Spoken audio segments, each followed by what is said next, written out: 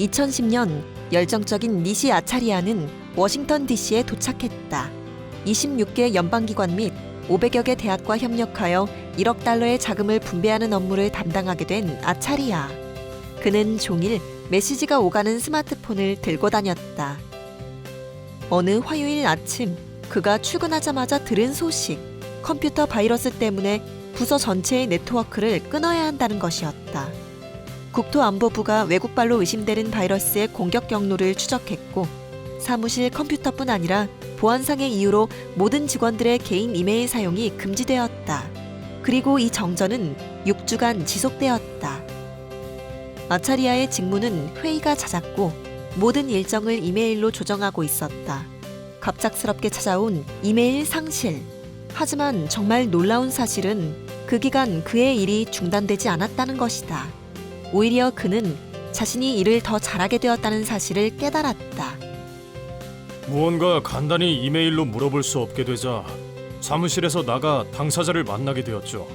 한번 약속을 하면 더 긴 시간을 할애해서 사람을 만났고 덕분에 그 사람을 제대로 알 수 있게 되었어요. 신경증처럼 휴대폰만 보는 것이 창의성을 해친다는 걸 깨달았습니다. 현대의 지식노동과 관련해 많은 사람들이 이메일이 우리를 구원했다고 생각한다. 이것은 정말 사실일까?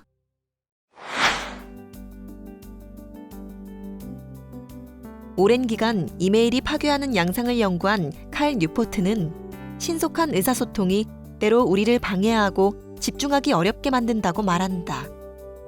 그는 이메일이나 메신저 서비스와 같은 디지털 의사소통 도구를 통해 비체계적이고 무계획적인 대화로 이어지는 업무 흐름을 하이브마인드 활동 과잉이라고 설명했다. 만약 우리가 속한 조직이 하이브마인드에 의존하는 경우 수신함이나 채팅 채널을 오랫동안 살피지 않으면 조직 전체의 운영이 느려진다는 것. 신속하게 업무를 맡기고 피드백을 구하는 능력이 당장은 능률적으로 보일지 모르지만 장기적으로 같은 양의 업무를 달성하는데 더 많은 시간과 비용을 요구하여 생산성을 떨어뜨릴 가능성이 높다는 것이다. 신경과학 분야에서 밝혀낸 사실에 따르면 우리 뇌의 주의를 기울이는 능력을 담당하는 전전두엽 피질은 한 번에 하나의 대상에만 주의를 집중할 수 있다는 것이다. 그래서 보고서를 작성하거나 프로그램을 짜는 일을 하는 동시에 지속적인 대화를 유지하려고 시도하면 전전두엽 피질이 계속 목표들 사이를 오가야 한다. 이러한 신경망 전환은 시간과 인지적 자원을 요구하고 동시에 빠르게 일을 처리하려고 하면 문제가 생긴다는 것. 그렇다면 하이브마인드 활동 과잉에 잠식되지 않고 효율적으로 일을 처리하려면 어떻게 해야 할까?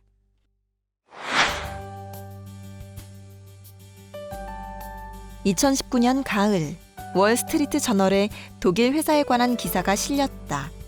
창업자는 16명이 일하는 그의 회사에 5시간 근무제라는 새로운 제도를 도입했다. 업무 시간에 소셜미디어는 금지되었고 회의와 이메일 확인도 제한되었다. 그들은 주의 분산 요소와 끝없는 대화를 없앤다면 하루에 5시간만 일해도 주요 업무를 처리하기에 충분하다고 생각했고 이를 과감하게 시도했다. 그 후 2년이 지났지만 회사는 여전히 5시간 근무 방식을 유지하고 있다. 베스트셀러 디버크의 저자이자 테드의 소셜미디어를 끊어야 하는 이유 강연으로 500만 회가 넘는 조회수를 기록하며 폭발적인 반응을 이끌어낸 칼 뉴포트는 정보의 지속가능한 방식으로 가치를 더할 수 있는, 즉 뇌의 능력을 더욱 잘 살리는 업무 흐름을 찾아내면 지식 부문의 생산성을 크게 늘릴 수 있다는 주의 자본 원칙을 설계할 필요가 있다고 말한다. 그는 업무 중 맥락 전환을 최소화하고 의사소통을 최소화하는 업무 흐름을 추구하는 것이 중요하다고 말했다. 업무 중 맥락 전환은 하던 업무를 중단하고 무관한 업무로 주의를 전환했다가 다시 원래의 대상으로 돌아오는 상황. 또한 끊임없는 회의를 하게 되면 맡은 업무를 처음부터 끝까지 완수하기 어렵게 된다. 방해 요인이 무엇이든 두뇌를 통해 가치를 생산하는 일에서는 한 번에 하나씩 과제를 끝내는 것이 중요하다. 하나에 몰두할 수 있어야 효율적으로 그리고 효과적으로 일할 수 있다. 이메일이라는 가장 손쉽고 간단한 방법이 우리가 일하는 유일한 방법이라고 믿는 건 오만이라고 생각합니다. 불편함을 두려워하지 마세요. 하이브마인드 활동 과잉을 없애고 업무 수행 절차에 분명한 체계가 잡혀 있으면 효과적으로 일할 수 있습니다. 새로운 방법은 때로 어려움과 불편, 노력을 수반하기도 하지만 우리가 던져야 할 진짜 질문은 이 변화를 먼저 시작할 것인가 아니면 뒤늦게 따라갈 것인가입니다. 우리에게 진정한 장애물은 무디고 비효율적인 업무 흐름을 다듬을 생각을 하지 않고 당장의 편리함에 굴복하는 것 아닐까? 그리고 지금 이메일 없는 세상이 우리를 향해 다가오고 있다.